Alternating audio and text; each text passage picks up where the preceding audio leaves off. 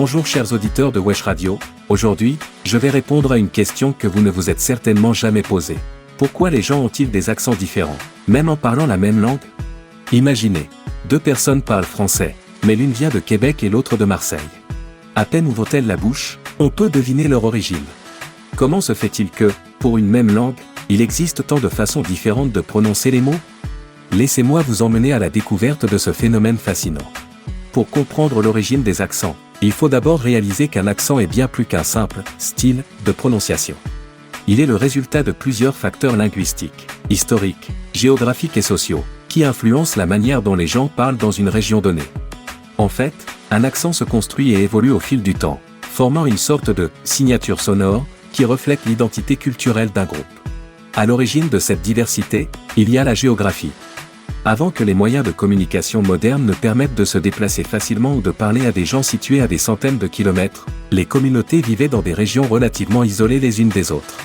Ainsi, au fil des générations, les habitants de chaque région ont développé des particularités dans leur façon de parler, influencées par le milieu et l'environnement sonore de leur lieu de vie. Des habitudes de prononciation et des tournures propres se sont installées et ont fini par marquer chaque région, créant ce que l'on appelle un accent.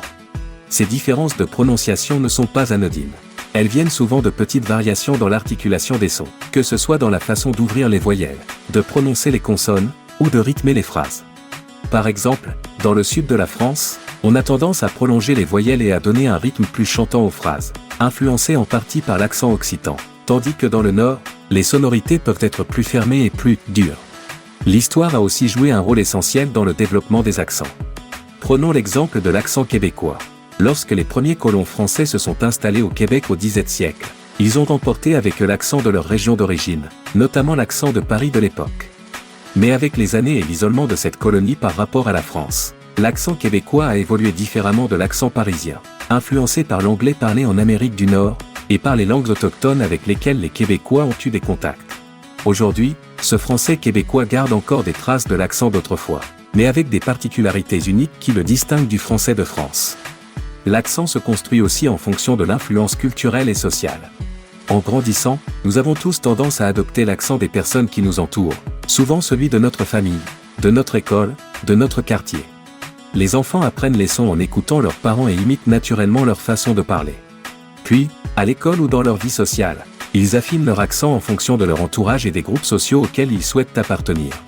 Les accents se propagent donc naturellement à travers les générations, mais peuvent aussi se modifier en fonction de l'évolution des contacts avec d'autres groupes linguistiques. Aujourd'hui, avec la mondialisation et l'influence des médias, les accents continuent d'évoluer. Les jeunes générations peuvent intégrer des expressions ou des intonations entendues à la télévision, dans les chansons ou sur Internet.